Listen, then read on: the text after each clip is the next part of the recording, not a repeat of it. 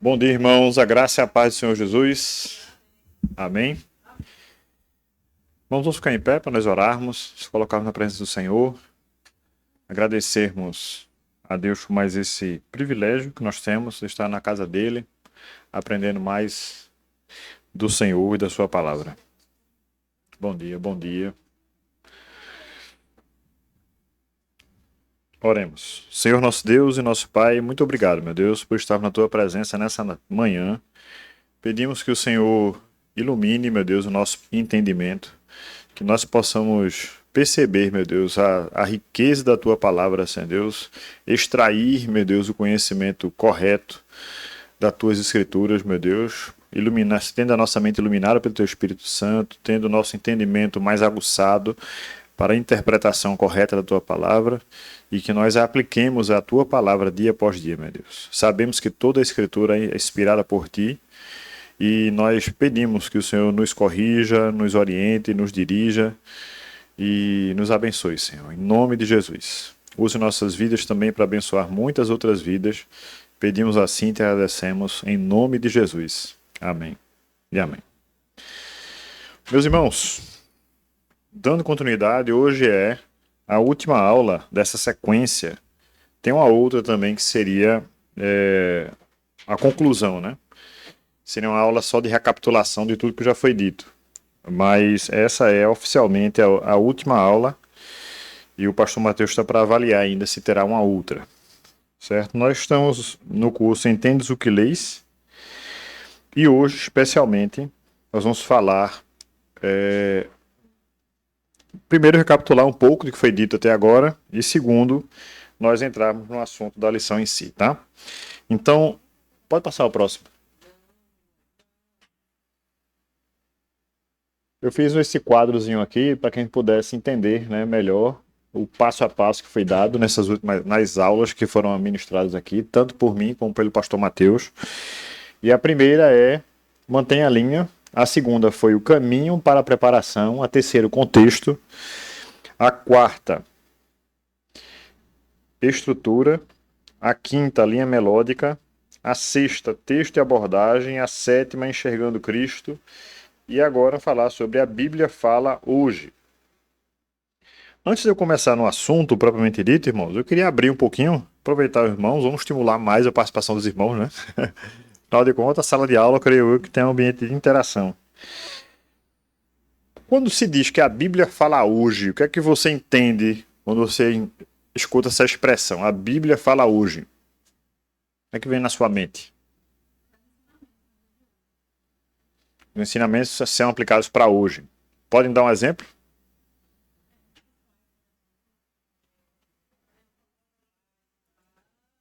Isso, honrar os pais, né? O tratamento dos pais para com os filhos também, não retire vossos filhos, por exemplo. Muito bem. O que mais? Quando se diz que a Bíblia fala hoje, o que é que você entende também, irmãos?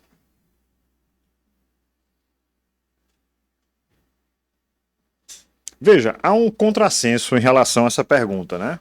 Por quê? Porque alguns entendem, e hoje está cada vez maior, algumas pessoas dizem assim, que a Bíblia está ultrapassada, outros dizem que a Bíblia precisa ser atualizada, outros ainda dizem que os princípios da Bíblia precisam ser adaptados ao mundo moderno, e a gente está aqui asseverando que a Bíblia fala hoje. Então, que é o tema da nossa discussão de hoje, né? Então, se a Bíblia fala hoje, o que é que tem a ver na sua mente em relação? A Bíblia precisaria ser atualizada, tem coisas que precisam ser traduzidas. O que é que você entende nesse contrassenso? Aparentemente, essas ideias são contrárias aí. Já diria Billy Graham, se eu não me engano, na frase dele, né?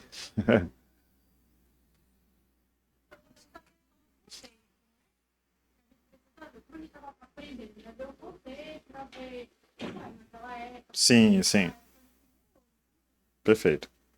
Carol.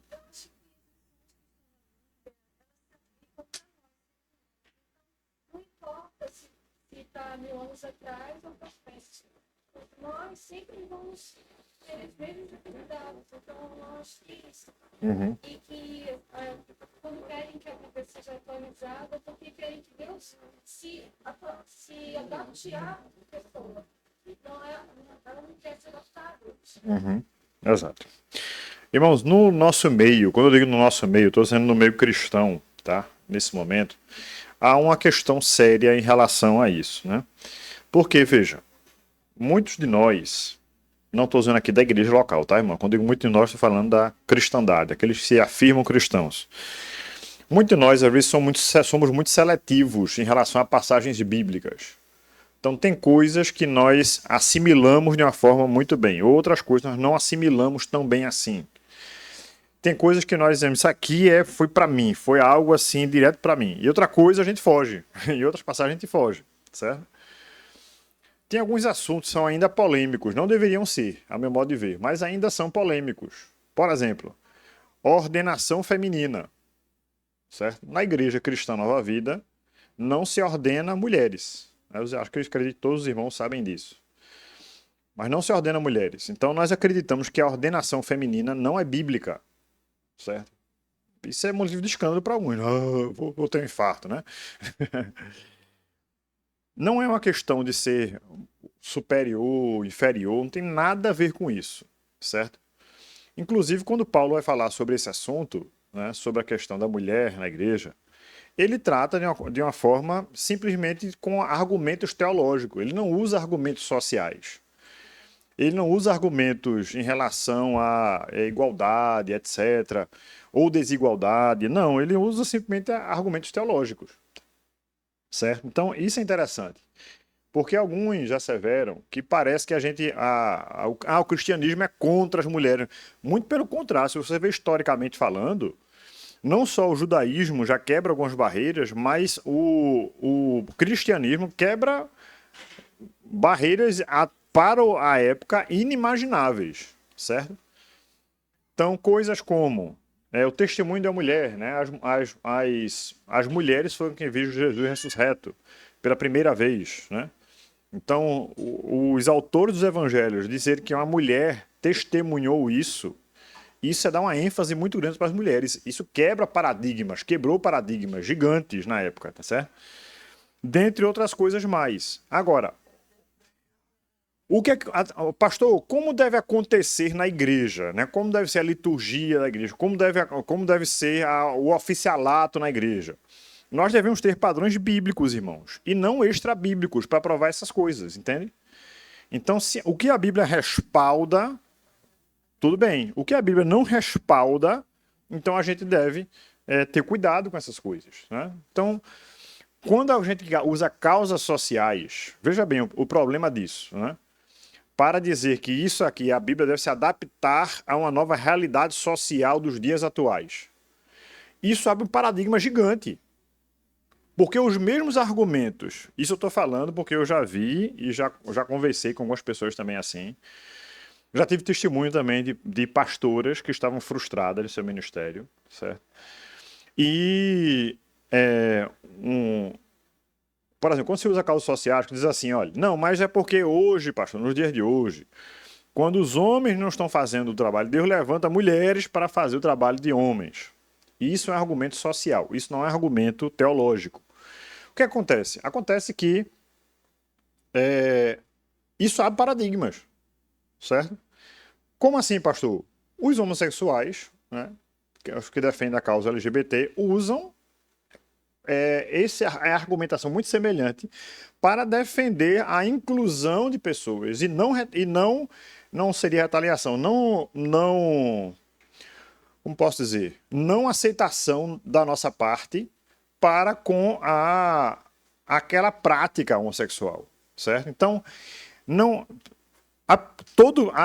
o pastor Hernando Dias Lopes ele resumiu isso de uma forma muito precisa. Ele disse assim: a igreja aceita todos, mas a igreja não aceita tudo. Se nós apregoamos que a pessoa precisa transformar-se, que ela precisa arrepender dos seus pecados, e os pecados estão escritos na palavra de Deus, então é incoerente dizer que a pessoa pode aceitar Jesus e não mudar na vida dela. Você compreende? Uma coisa é contrária à outra, é antagônico. Eu não posso dizer que a gente pode aceitar uma prática que a Bíblia condena. Isso é errado, irmãos. tá? E até o fato de eu falar isso aqui, que vai para a internet também, isso pode gerar outras coisas. Eu sei disso. Mas entenda, a gente não pode se amedrontar em relação a essas coisas. Eu não estou indo contra um movimento, não estou indo contra uma pessoa, não. Mas a prática que a Bíblia condena, a gente tem que ter a certeza, a segurança de a gente defender o que é que a Bíblia defende e nos calar também quando a Bíblia cala, certo? Certa feita me perguntaram, pastor, por exemplo, vamos pegar outro assunto polêmico, tá, irmãos? Para a gente entrar no assunto aqui para vocês entenderem melhor.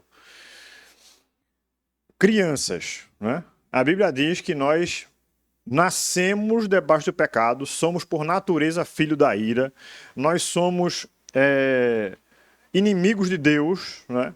Até que a gente encontre a Cristo. A pergunta grande é: quando a criança morre, ela vai para onde? Veja que situação delicada. A resposta teológica mais correta a isso é não sei. Vocês compreendem, irmão? Por quê? Porque eu preciso me calar quando a Bíblia silencia. A Bíblia não fala explicitamente essas coisas. Certo? Tem gente que se converte com sonho. Não tem gente que está se convertendo com sonho? Tem gente que se converte na última hora lá, acontece alguma coisa, Deus toca na vida dela, age com ela e a pessoa se converte. O que eu posso dizer categoricamente é que não há salvação fora de Jesus. A pessoa só é salva através da pessoa e obra de Jesus Cristo. Certo? Mas a Bíblia diz que até os loucos encontrarão um caminho. Entenda. Então Deus tem seus meios para salvar os seus. Compreende? O que eu não posso dizer é ser categórico, afirmar uma coisa que a Bíblia não afirma. Certo? Agora, quando a Bíblia afirma algo, eu preciso, não só devo, mas eu preciso ser categórico com aquilo. Porque senão eu vou estar negociando valores. Certo? Amém? Compreenderam, irmãos? Então, quando eu falo que a Bíblia fala hoje, que é o tema da nossa aula, eu preciso entender uma coisa. Pode passar o próximo.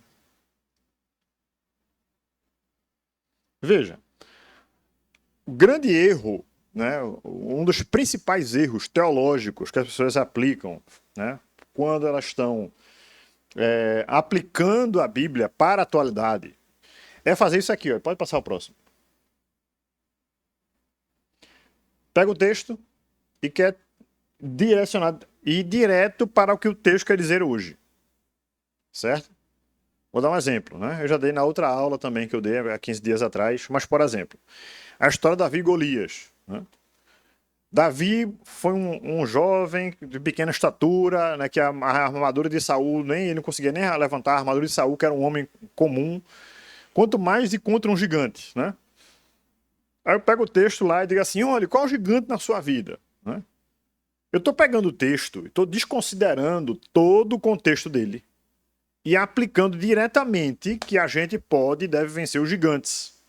Aí eu peguei essa história e coloquei meramente como ilustrativa para que a gente pudesse estimular os irmãos a vencer seus gigantes, etc. Não é a melhor forma de falar do texto. Tá certo? Por quê? Porque eu preciso entender melhor o que aconteceu naquela época, qual o contexto que aconteceu. Para depois de entender o que o texto está dizendo, eu poder então aplicar de forma certa. Pode passar o próximo. Olha, então eu preciso do texto, em vez de vir para cá, à direita, eu vou subir ali, olha, para saber o que é que tinha lá naquela época. O que é que tinha lá, pastor? Qual foi o contexto que gerou aquela história, certo? Qual é a cultura da época? Isso é interessante saber, certo? Então, tem texto que eu preciso saber da geografia para poder entender melhor. Tem texto que eu preciso conhecer o contexto sociopolítico da época também, certo? Então, esse conhecimento em relação ao texto, quem foi o destinatário, certo?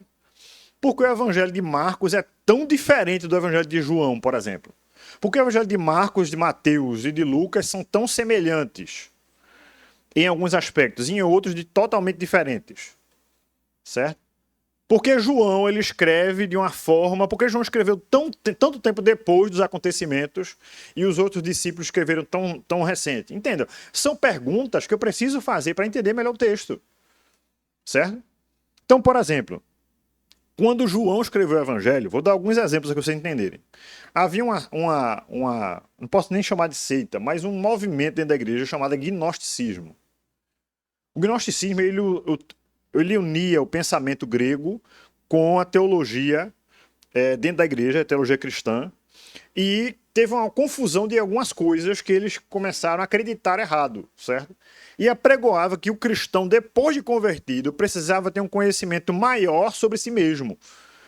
Como se o conhecimento de si elevasse ele no espírito. Veja só.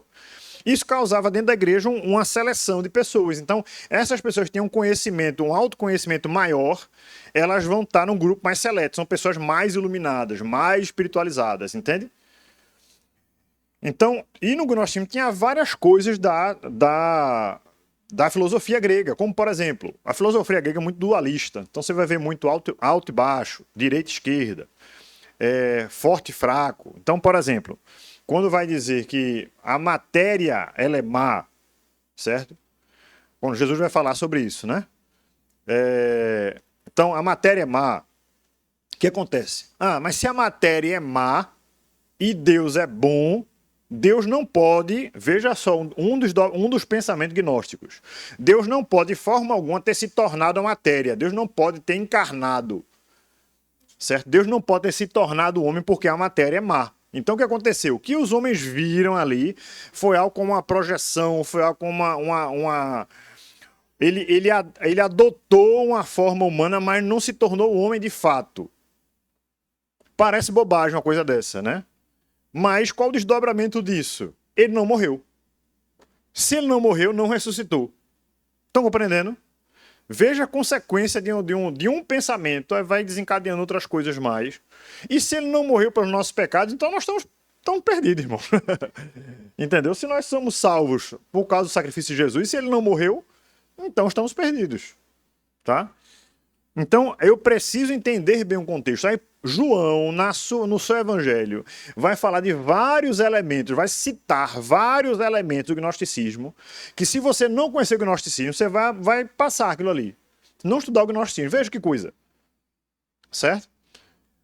Para alguns desavisados até, para você entender, tem tantos elementos do gnosticismo dentro do evangelho de João, que alguns desavisados que começam a ler João, falam, não, João era gnóstico. Mas, na verdade, João usou do linguajar gnóstico para chamar a atenção das pessoas e e dizer o contraponto, ir contra a ideia gnóstica.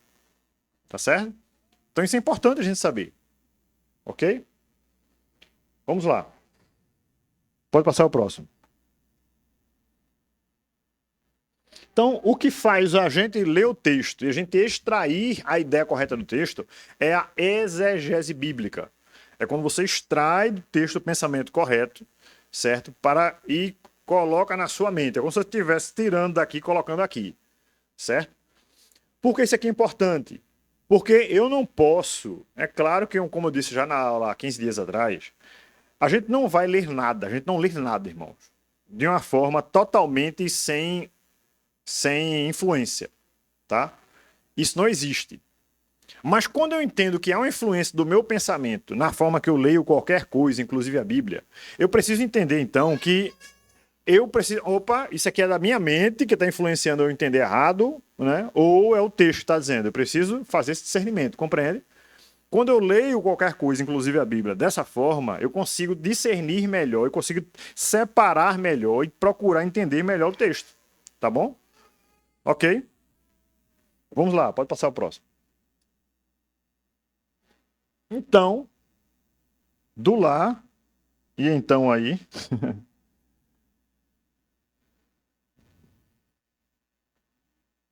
vai para a cruz. A cruz, pastor? Porque, veja, tem textos no Novo Testamento, melhor, no Antigo Testamento, que eles só podem ser entendidos da forma correta com os óculos, certo? Com a interpretação neotestamentária. Senão você não vai entender esse texto da forma correta. Você vê, nos evangelhos falam muitas passagens assim. Paulo também faz muitas passagens assim. Que se você pegar o texto que ele está citando lá e ler todo o contexto dele, você não entende daquela forma que Paulo falou, ou que João falou, ou que Mateus falou. Compreende? Por quê? Porque eles tiveram algo que a Bíblia diz, homens movidos por Deus, certo? Eles geraram escritos inspirados por Deus, ok? Então Deus deu entendimento para esses homens que não era do usual, certo? Só uma questão técnica teológica que é importante a gente pensar, tá? Não seria correto dizer que os homens foram inspirados por Deus. O mais correto, teologicamente, é dizer que os escritos foram inspirados por Deus, porque assim diz o texto. Certo? Toda a escritura é inspirada por Deus. A Bíblia não diz todos os apóstolos, todos os escritores foram inspirados por Deus, compreende? Mas os escritos e os homens foram movidos pelo Espírito para produzir os escritos inspirados por Deus.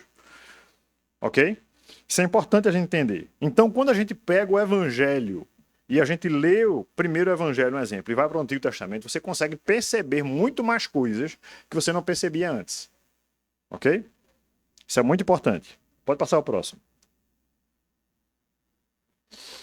E por último, aqui nessa sequência,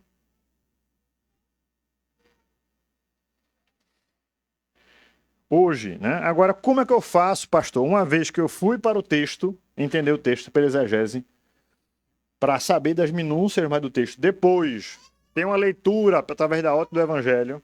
E agora, para poder aplicar hoje, certo? Aí vem a homilética, certo? A homilética não é como fazer omelete, tá, gente? A homilética é como eu pregar, certo? Pode ser pregar também um ensino da forma correta. Então, eu preciso ter o contexto certo para, então, uma vez que as pessoas entenderem o texto, elas, então, poderem ter essa aplicação da forma mais honesta em relação ao texto e mais correta também. Amém? Até aí, gente. Alguma dúvida, alguma pergunta, alguma coisa? Vocês falarem. Tá tranquilo?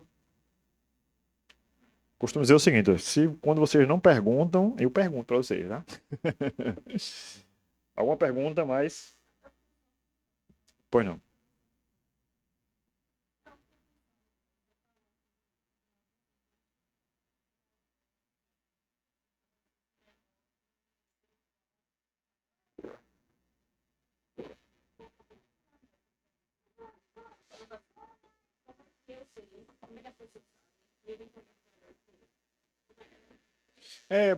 Justamente, veja só. Aí o que acontece?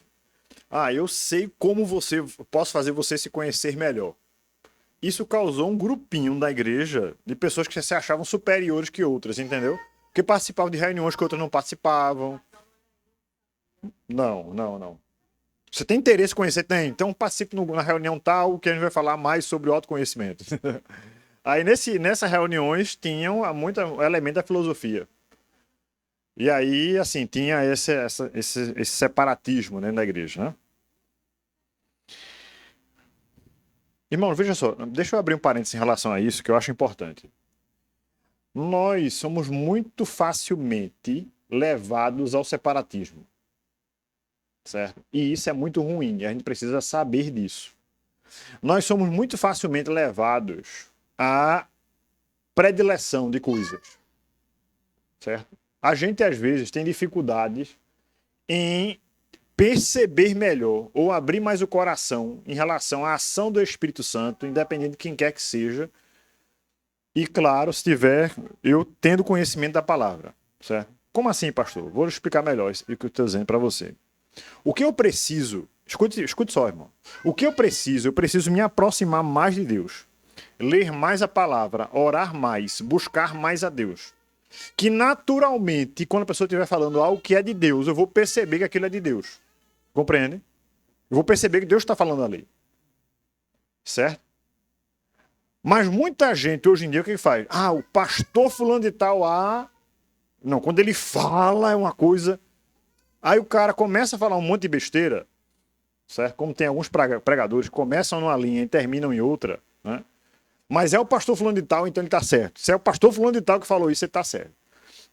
Então a gente acaba sendo levado mais às pessoas, certo? E a gente tem uma atenção maior também à forma, certo? A nossa igreja, apesar de ser pentecostal reformada, né? Nós não somos com tantos movimentos como outras igrejas pentecostais, né? Mas eu conheço bastante muitas igrejas, né, tradicionais, pentecostais e... Tem igreja, irmão, que o cara falou um pouco mais alto, de uma forma mais enérgica, pronto, a igreja pega fogo. Não é o conteúdo, escute bem o que eu estou dizendo, não é o conteúdo que faz as pessoas dizerem que Deus está falando com ela, mas a forma que ele está falando às pessoas faz as pessoas, então, terem um discernimento diferente, certo? Então a gente tem que ter muito cuidado com isso, a gente tem que estar mais atento, irmãos, ao que está sendo ministrado. E é por isso que eu disse, antes você e eu, nós precisamos nos aproximar mais de Deus na sua palavra, ler mais, entender mais, examinar mais, orar mais, para que quando aquela mensagem for transmitida por um pregador, Deus usar, eu lembrar que ele é apenas um homem, apenas um pregador, e Deus falou comigo usando A, B ou C. Certo? E eu dar glórias a quem? A Deus. Amém? Muito bem. Pode passar o próximo. O pregador, pode passar. Não, veja bem, o pregador ou aquele que ensina, ele sofre como posso dizer, de duas pressões, certo? Uma que leva ele mais a uma coisa e outra que leva a outra coisa aparentemente distinta, certo? Uma delas é o seguinte, o pregador, ele é mais atento ao texto que o texto realmente está dizendo. Ele procura saber o sentido que o texto foi escrito, na época que foi escrito. Ele procura ser mais fiel às escrituras, inclusive procura a versão, procura entender o original, ele procura, meios para trazer esse conhecimento mais próximo do original. E ele é mais pela palavra em si, de uma forma mais irrestrita, certo? É a palavra pela palavra, certo? É um bom modelo de pregador? Sim, certo? Mas vamos ver o outro modelo aqui do lado. Pode passar. Veja. O Coluna está bem na minha frente aqui nisso.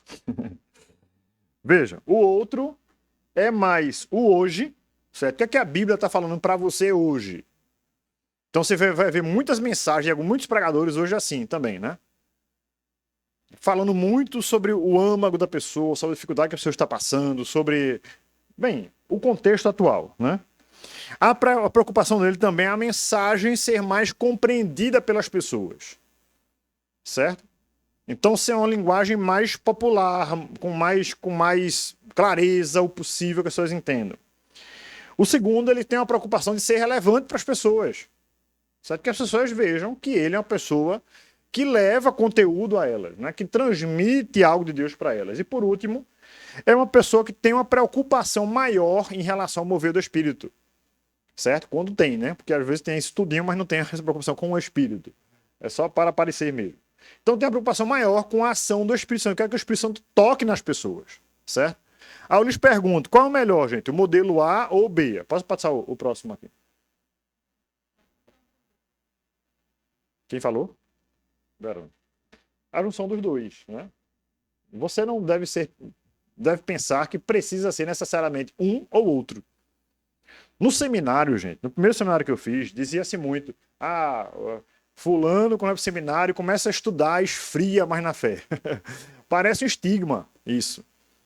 Não, gente, os maiores pensadores, né, tiveram seus nomes aí escritos na história, relevantes até os dias de hoje, foram muito dedicados à palavra, compreende? A gente não pode pensar que há uma coisa assim, ou um ou outro, certo?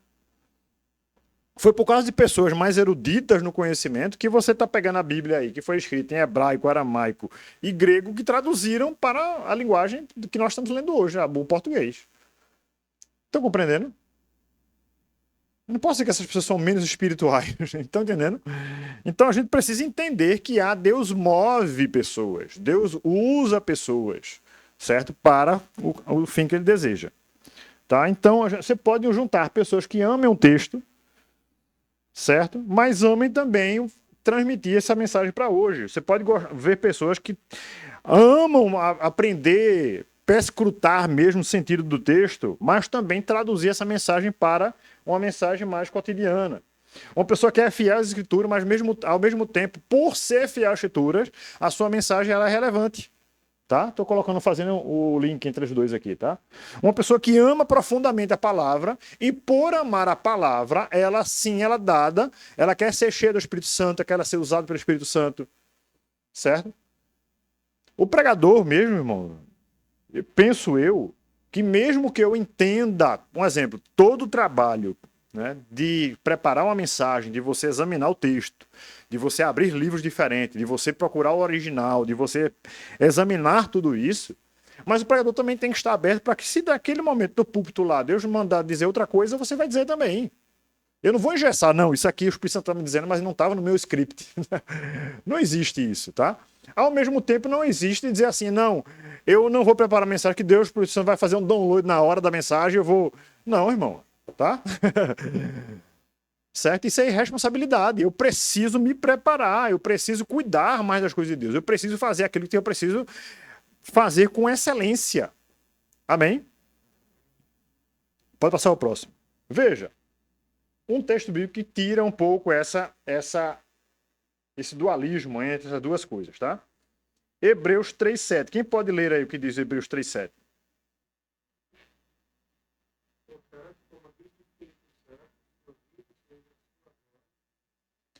O restante diz assim, não endureçais o vosso coração, né? Mas veja que coisa interessante. O que é que Paulo está dizendo aqui? Ou melhor, o que é que o autor aos Hebreus está dizendo aqui? Ele está dizendo que, portanto, como diz o Espírito, e ele cita um texto do Antigo Testamento, certo? Curioso, não? Ele está pegando o texto bíblico e dizer que o Espírito Santo está falando com a igreja, não é como dizia o Espírito, é como diz o Espírito. E ele está citando um texto do Antigo Testamento. Porque ele está dizendo que a Bíblia, no Antigo Testamento, nesse caso aqui específico, ela está falando para aqueles ouvintes naquela época, e eu posso dizer que ele está falando para mim e para você hoje. Amém? E isso é a ação do Espírito Santo. Certo? Pode passar o próximo. Olha, ele fala como diz o Espírito Santo. Pode passar o próximo.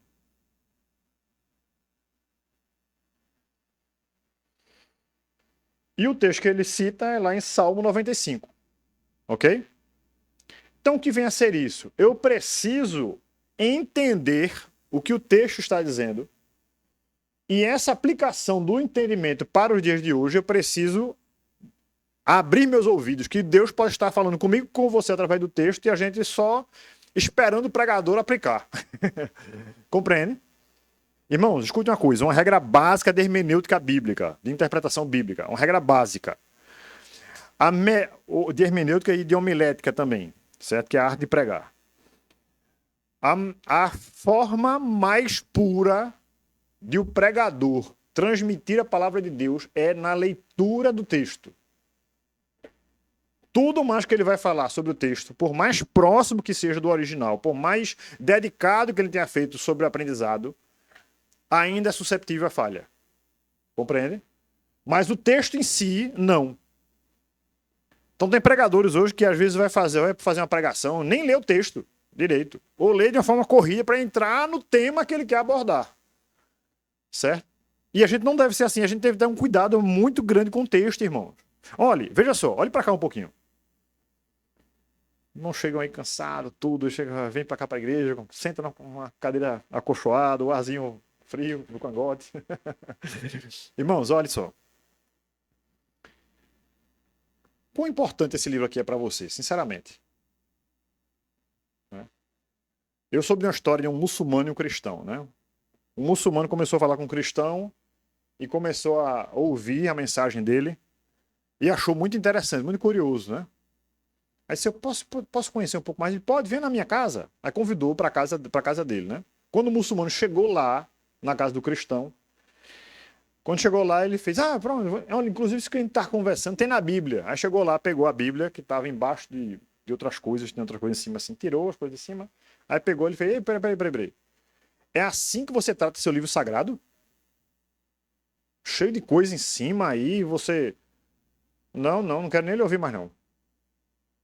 Certo? Porque nós, o Corão, ou o Alcorão, como eles chamam, Não, a gente trata com todo zelo, né? Porque é a palavra de Alá. E vocês dizem que é a palavra de Deus e tratam desse jeito. Certo? Isso chama a atenção da gente, irmão, sobre qual é a importância. Não estou falando só o local onde você coloca a Bíblia. Eu estou falando qual é o tempo que você dedica diariamente para ler o texto. Compreende? A gente bate no peito, né? A Bíblia é o nosso manual de fé em prática, tal. E a gente fala sobre textos, tem textos, irmãos, tão fáceis de interpretar. Se você só lê o contexto, mas tão entendido de uma forma tão errada que chega a assusta. Certo? E a gente precisa ter um cuidado com isso. Pode passar o próximo.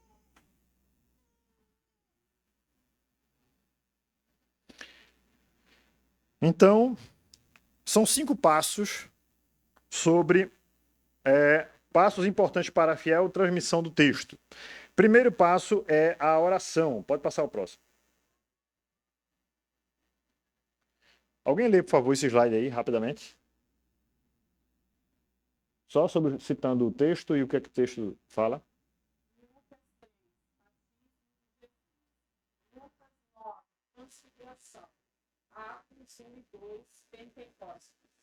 Amém. Deixa eu lhe fazer uma pergunta, irmãos. Antes de entrar no que o texto diz aí sobre oração, qual é o jeito, a posição certa de orar?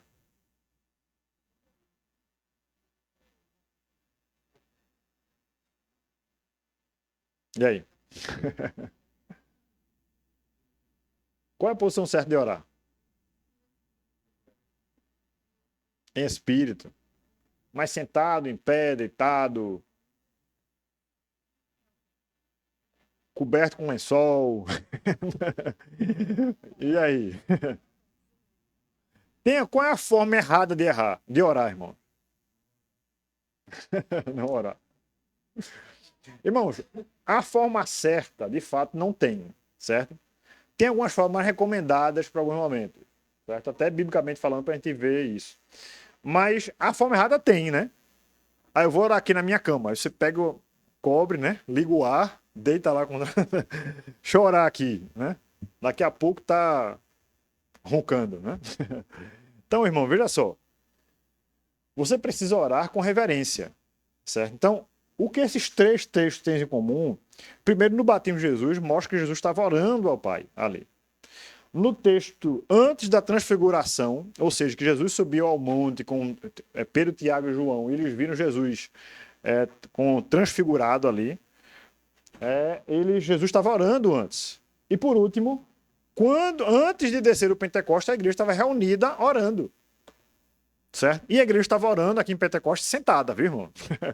E diz assim, não, mas na igreja eu preciso estar orando em pé para poder, né? Não, irmão, não precisa, tá? O que você precisa é ter a consciência de você estar orando da forma correta. Se a forma que você está orando está levando você à distração, está levando você a não entender de forma correta, então você deve mudar a forma, ok? Se eu estou orando sentado, é que ele está me deixando assim, distraído por alguma forma, tal. Então, por que nós fechamos os olhos? A Bíblia não recomenda a gente fechar os olhos para orar. Mas por que nós fechamos os olhos quando nós oramos, normalmente? Porque a gente se concentra mais, tá? Amém? Então isso é importante. O pregador, aquele que quer estudar a palavra, ele precisa orar primeiro. Irmãos, a Bíblia é o único livro em que você lê com o autor do seu lado. Amém? Então você ora, pede, Senhor, Espírito, né? Senhor que inspirou esses escritos aqui, me ajude a entender. Tá certo? Então, deixe o Senhor falar com você. Amém? Próximo texto. Ou próxima ação. Ou passo. Quem pode ler aí, por favor?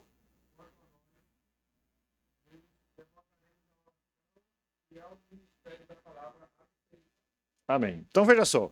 Quando os apóstolos eles foram, então, disseram, olha, nós precisamos colocar homens cheios do Espírito Santo, com bom testemunho de fora, etc., para que sirvam as mesas, para que nós possamos dedicar mais, continuar nos dedicando mais a quê? A oração e a palavra. Às vezes, quando se cita esse texto, só se lembra mais da palavra, né?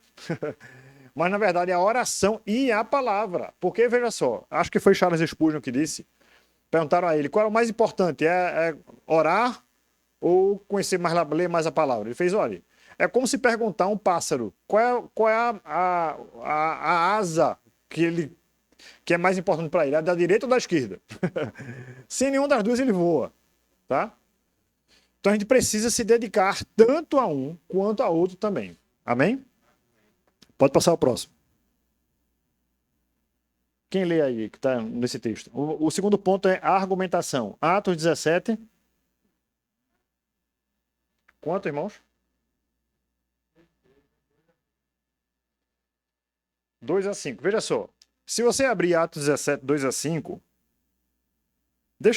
Abram aí, por favor. Atos 17, 2-5. Acho que eu coloquei aqui também. 2 e 3, na verdade. 2-4, melhor dizendo.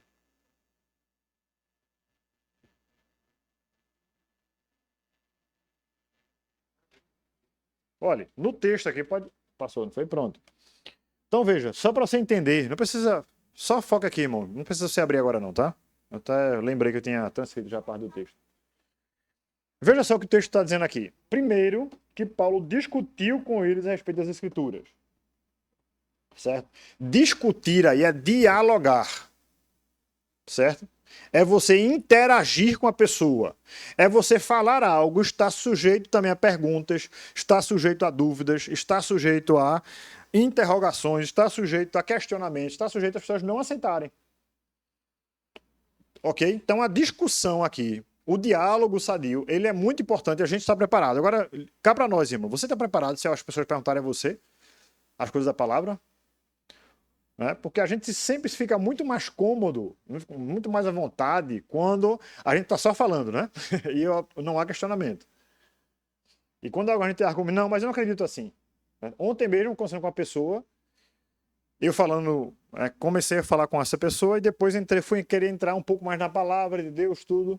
Aí quando eu fui entrando mais, eu fiz, olha, só uma coisinha, qual é a sua orientação? Você tem alguma orientação religiosa? Eu fiz, eu acredito no espiritismo. Aí eu fiz, entendi. Deixa eu trazer para você, fui falar sobre algumas coisas que eu achava importante, mas infelizmente o tempo não deu para entrar mais pormenorizadamente em textos bíblicos. Mas veja, a gente tem que estar aberto a coisas, irmãos.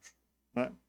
Um outro momento eu estava pregando para um espírita, e no momento o espírita balançando a cabeça assim para mim que eu estava falando, e eu fiz, olha, mas você está balançando a cabeça por quê? Eu falei, não, eu não acredito desse jeito que você está falando. Eu falei, deixa eu lhe fazer duas perguntas, pode ser? Falei, pode. Primeiro, você se denomina cristão? Ele disse, sim, com certeza. Eu falei, muito bem. Você acredita na Bíblia? Acredito, com certeza. Então por que você acredita em algo que a Bíblia diz o contrário? Porque lá em Hebreus 9:27 diz assim, aos homens está ordenado morrerem uma só vez, seguindo logo após isso o juízo. E você está falando que acredita em reencarnação. Que foi o que ele me questionou, né? Ele está escrito aonde? Eu fiz aqui, Hebreus 9:27. Aí peguei, tava com aquele Novo Testamento, né? Dos Gideões. Aí abri lá, mostrei para ele. Eu fiz, eu não conhecia esse texto. Eu fiz, pois é. Né?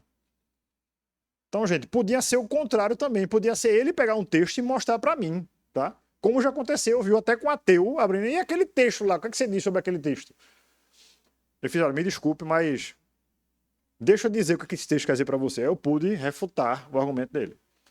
Mas veja, eu precisava estar pronto para poder contra-argumentar o que ele estava dizendo. Agora, claro, né, irmão? De forma respeitosa, a gente precisa ouvir, a gente precisa entender o que o outro pensa também. É muito importante saber ouvir, tá bom? Então, Paulo discutia. No verso 3, assim, expondo e demonstrando ter sido necessário que Cristo padecesse. Isso se lembra, você lembra aquele texto lá dos dois servos a caminho de Emaús, que Jesus se junta a eles, diz expondo as escrituras, né? Começando pelos profetas. Então, veja só.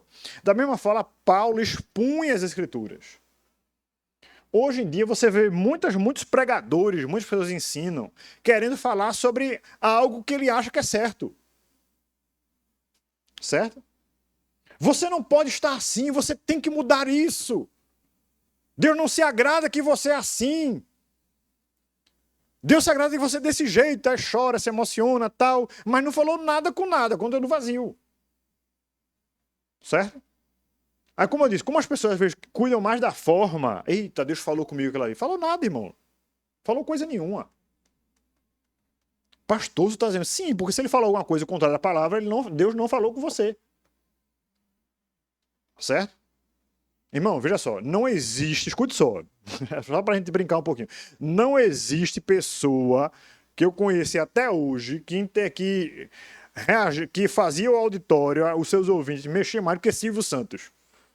Eu tenho certeza que Silvio Santos, não hoje, que ele já tá com a idade mais avançada, mas na época áurea dele, fosse falar de algumas coisas assim, nem e citar a Bíblia aqui e acolá, muita gente ia dizer, meu Deus, que homem maravilhoso, né? Que Deus falou tremendamente com esse homem. Certo? Mas não é, irmão, porque ele tem técnicas que faz as pessoas reagirem àquilo que ele está falando. E a gente não pode confundir isso com a ação do Espírito. Pode falar, Bruno. Já vi. Pois é.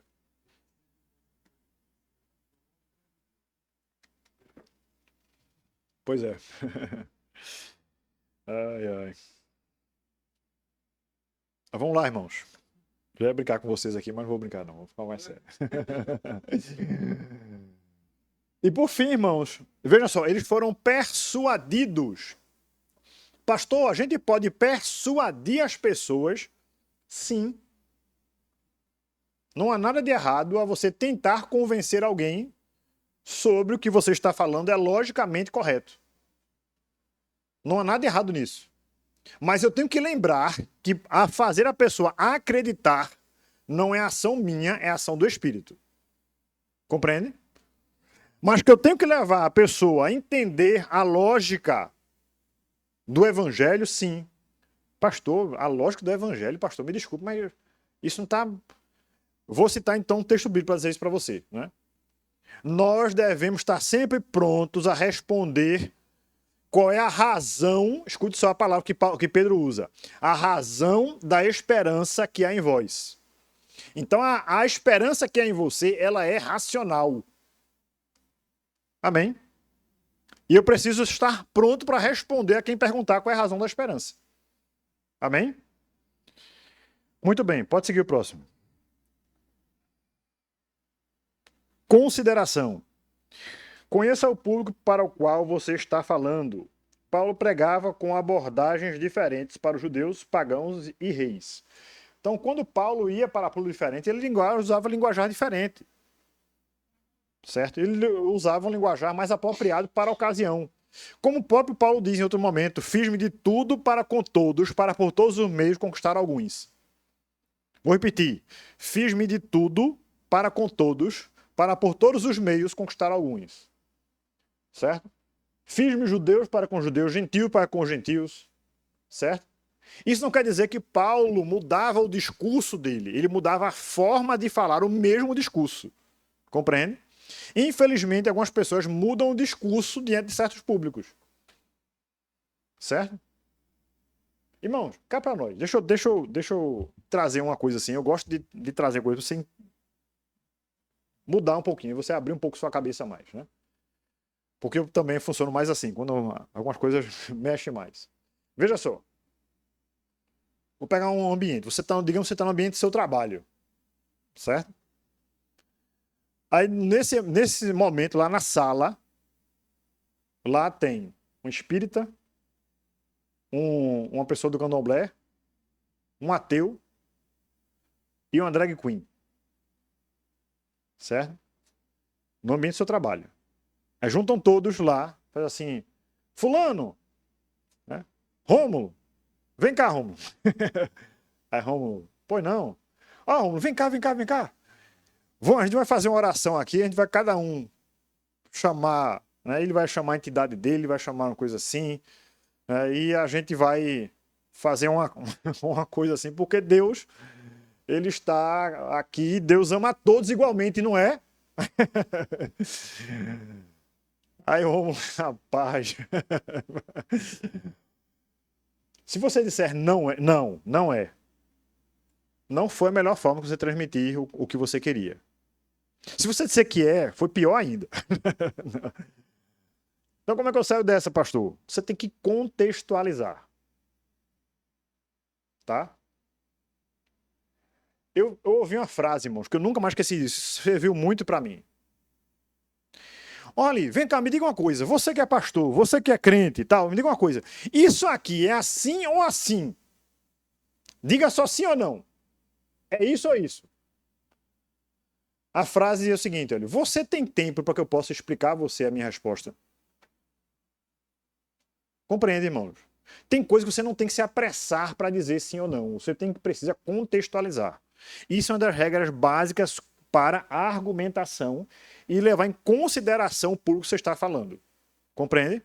Porque as pessoas têm cosmovisão diferentes, elas têm com realidades diferentes, e elas, para entender o que você quer dizer, para que a sua mensagem seja realmente transmissível da forma correta, você precisa contextualizar essa mensagem.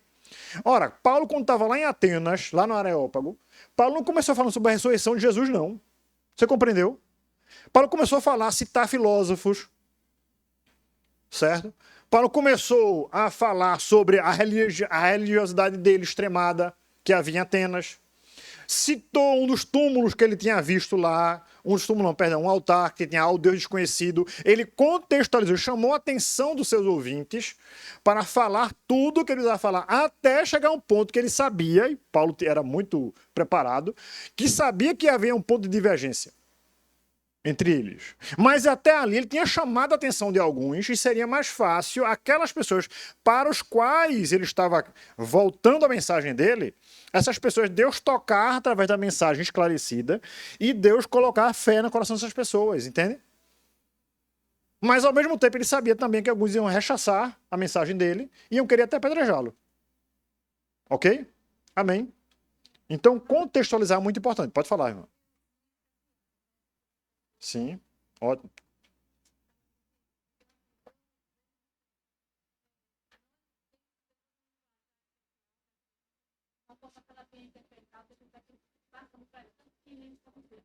É isso. Exatamente.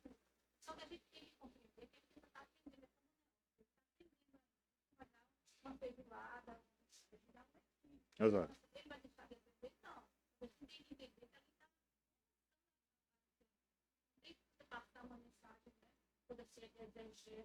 Claro, exato.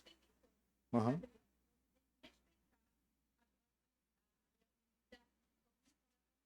Exatamente. O mesmo se aplica a mais idosos, o mesmo se aplica a pessoas mais jovens, o mesmo se aplica a pessoas de condições intelectuais diferentes, o mesmo se aplica a meios diferentes. Então, a gente precisa contextualizar, adaptar a nossa mensagem, não o conteúdo, mas a forma como eu estou transmitindo a mensagem para ser mais inteligível, mais clara, tá certo? Pode falar.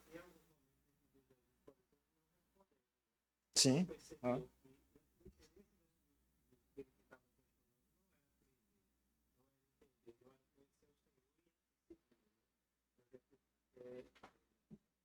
Chegou a hora que Jesus disse, batiza de João. Ele não responde. Sim. Se batiza de João é do céu ou Exato. da terra?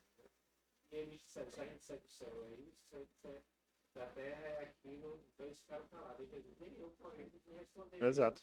Exatamente. A gente também entender como é que está o nosso grupo. Ele está realmente querendo ouvir, que a gente Exato. falar, quer só nos escutar, quer só nos colocar num ambiente de chacota. Exatamente. E, pegando o exemplo de Jesus também, como você falou, até nessa ocasião também, saber introduzir perguntas que são necessárias, tá? Por exemplo, veja só dizer assim, me diga, use argumentos científicos para explicar que Deus existe. Aí eu vou falar, então deixa eu só pegar um exemplo, isso que você está dizendo, eu vou fazer o seguinte, olha, tome aqui esse relógio. Meça quantos metros tem essa sala aqui com esse relógio. Como assim? Você tá ficando maluco? Não, você não quer que eu diga argumentos científicos para provar a existência de Deus? E eu quero que você pegue esse relógio e meça a sala.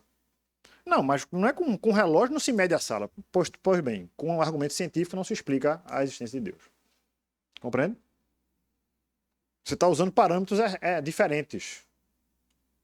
Ok? Eu posso usar até argumentos racionais para a existência de Deus, como tem cosmológico, teleológico, etc. Mas argumentos científicos, não, irmão. Eu estou usando a unidade de medida errada para medir uma coisa que não se mede dessa forma. Ok? Então eu preciso saber lançar a pergunta de volta para a pessoa também, para fazer a pessoa raciocinar o que ela está dizendo. É como se a pessoa dissesse, ou outra forma também, me diga, vou voltar à pergunta, me diga argumentos científicos para a existência de Deus. Eu fiz, pronto, então me mostre as arestas de um círculo. Não, o círculo, se tiver aresta, não é círculo, né? Pois bem. Compreende, irmão? Então, são perguntas que o problema não é na resposta, o problema está na pergunta. Ok? Entendido? Então, precisa perceber isso. Vou pegar uma pergunta, entre aspas, teológica sobre isso. Veja só, que pergunta capciosa que me fizeram uma vez, viu? Adriano, me diga uma coisa. Deus, ele é todo poderoso? Sim, Deus é todo poderoso, com certeza que a Bíblia diz. Muito bem. Ele pode fazer uma pedra tão grande, mas tão grande, que ele mesmo não possa suportar? Veja o problema da pergunta. Se eu disser que sim, ele não é todo poderoso. Se eu disser que não, ele não é todo poderoso. Compreende? Entenderam? Deus pode fazer uma pedra tão grande, mas tão grande, que ele não possa suportar. Se eu disser que Deus é poderoso para fazer a pedra, eu estou dizendo que Deus é poderoso, mas ele não pode suportar, ele não é todo poderoso. É ilógico. Gente, a pergunta é absurda, é a pergunta que está errada. A pergunta leva você ao erro. Compreende? Deus pode todas as coisas, mas tem uma coisa que Deus não pode. Deus não pode negar a si mesmo. Isso é a palavra de Deus diz. Deus não pode mentir, por exemplo. Exato, exatamente. Exato. Nunca o efeito pode ser maior que a causa. A causa primária sempre é maior que o efeito, tá? Isso aplica inclusive à criação também, tá? Seres contingentes e ser necessário, que é Deus. Vamos lá, irmãos. Então, olha só. Próximo. Para finalizar. A aplicação. Quem pode ler, por favor? São 2 tópicos. O primeiro tópico diz o quê? Ou seja, explicar o texto. O que é que o texto quer dizer para mim e para você hoje? Certo? E o que mais?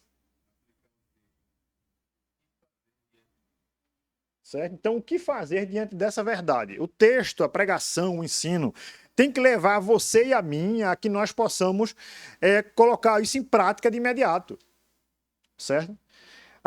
Eu costumo instigar as coisas assim em aula, mais explicativas como essa, para que você perceba nós percebamos juntos o quanto nós não sabemos certas coisas e se instigue mais. Poxa, eu preciso aprender. Se você sair daqui para essa aula com essa mente fervendo assim, poxa, realmente tem coisa que eu não sei, eu preciso aprender mais. Pronto, a aula foi dada. Compreende? Então eu preciso ser estimulado, irmão. Eu preciso ser estimulado, tanto na palavra como no ensino, como em pregação, a que eu possa sair desse estágio para um outro estágio. Próximo, pode passar. Por causa da hora também. Organização. Então, descobrir a ênfase e a estrutura do texto. Veja só. Deixa eu pegar um texto. Veja só, pronto. E o texto diz assim, olha. O evangelho do reino será pregado em todo o mundo e então virá o fim. O que é que o texto quer dizer? Qual a ênfase do texto? Vou repetir o texto. E o evangelho do reino será pregado em todo o mundo e então virá o fim. Qual a ênfase do texto?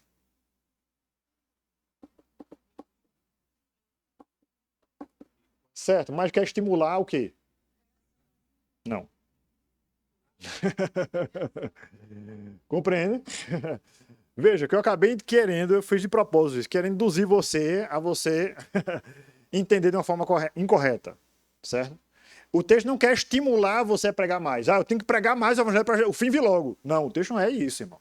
O texto é uma profecia. Um sinal que o fim está próximo é que o evangelho do reino vai ser pregado em todo mundo. Aí muitos pregadores invertem isso assim, olha, vamos pregar o evangelho para Jesus voltar logo, irmãos, vamos pregar mais o evangelho. Baseado no texto. Mas o texto não quer dizer isso, compreende? O texto é uma profecia, é um sinal.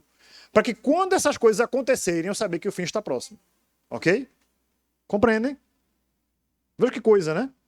Então, qual é a ênfase do texto? Eu posso simplesmente levar as pessoas a ter uma prática errada se eu colocar uma ênfase errada no texto. Certo? Bem claro esse exemplo, né? O próximo diz aí o quê? Esse de baixo.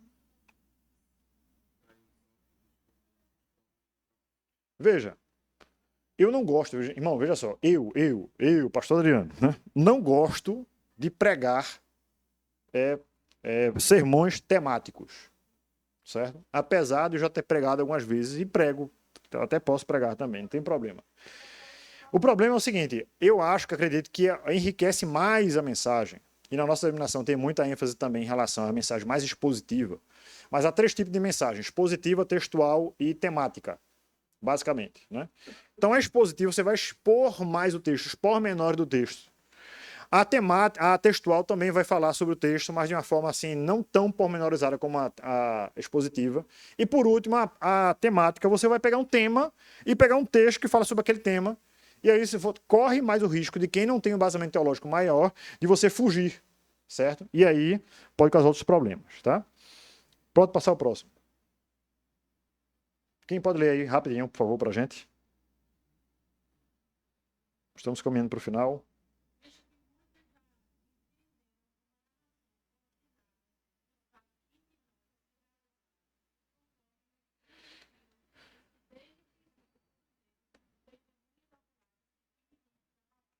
Pode passar o próximo. Pode continuar lendo.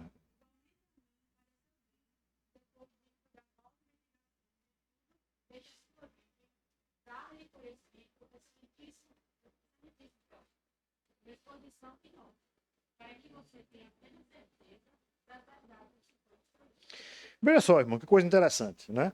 Você vai ler João vai dizer assim, olha, nós vimos a sua glória, nós vimos andamos com ele, né? Nós vimos ele fazendo isso. É algo extraordinário, né? Você ler algo que foi testemunho ocular de Jesus. Já Lucas vai dizer o seguinte, olha, algumas pessoas têm procurado saber a ordem dos eventos, o que aconteceu. Eu procurei também, certo? Visto que muitos tenham feito isso, olha o que ele vai dizer. Verso 2, conforme nos transmitiram que desde o princípio foram deles testemunhos oculares e ministros da palavra. No verso 3 diz assim, igualmente a mim pareceu-me bem, depois de cuidadosa investigação de tudo desde a sua origem, dar-lhe por escrito o excelentíssimo Teófilo, que pode ser uma pessoa ou não, Teófilo quer dizer filho de Deus, uma exposição em ordem, para que você tenha plena certeza das verdades em que foi instruído. Veja, Lucas não estava lá, certo? Mateus, veja só, veja que coisa curiosa. Mateus estava lá, testemunho ocular de Jesus, dos fatos, né? João estava lá, estou falando dos evangelistas. E Marcos está escrevendo as memórias de Pedro, pelo que a história nos ensina. Certo? Então Pedro estava narrando o que aconteceu e Marcos escrevendo. Então são 3 escritores do evangelho que estão falando sobre os feitos de Jesus. Mas Lucas não. Lucas não estava lá e Lucas não pegou o testemunho de alguém. Lucas procurou fazer um compêndio, né? Ele juntou um monte de informação e foi procurar saber detalhadamente a ordem dos fatos. Irmãos, esse último, entenda bem, não é nada menos espiritual do que os outros. Compreendem? Não é menos palavra de Deus que os outros. Porque ele usou técnicas para isso? Não. Não é menos espiritual, de forma alguma. Se uma pessoa quer fazer uma pregação mais cheia de conteúdos para agregar mais a mensagem, isso não quer dizer que aquela pessoa ela orou menos do que o outro. Compreende? Então a gente tem que ter esse cuidado também, irmão.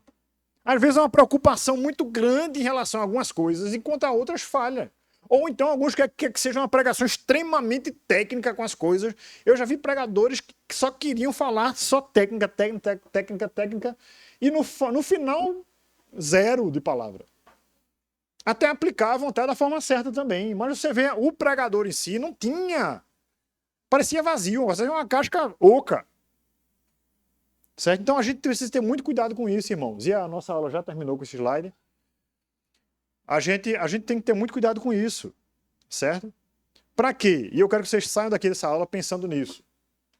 Tá? A Bíblia é sim para ser aplicada nos dias de hoje. Ela não precisa ser atualizada, ela não precisa ser revista, ela não precisa ser adaptada de forma alguma. Pecado continua sendo pecado. Ainda que mudem até a palavra de Deus, que estão querendo reescrever a Bíblia, ainda até que mudem, não vai tirar do que é errado para Deus. Amém? Então que nós nos esforcemos, irmãos, a aprender, a ler, a decorar a palavra, porque, ao que tudo indica, dias mais difíceis virão, estão vindo já por aí. A gente precisa estar mais firme na palavra de Deus. Amém? Que Deus abençoe ricamente a vida de cada um. Às 10h30 estaremos começando o culto. Estender um pouco mais, mas também os irmãos precisam chegar um pouco mais cedo, irmãos. Por favor, cheguem mais cedo. 9 horas já estava aqui em cima e eu preciso que os irmãos também cheguem mais cedo, tá bom? Deus abençoe ricamente, em nome de Jesus. Amém.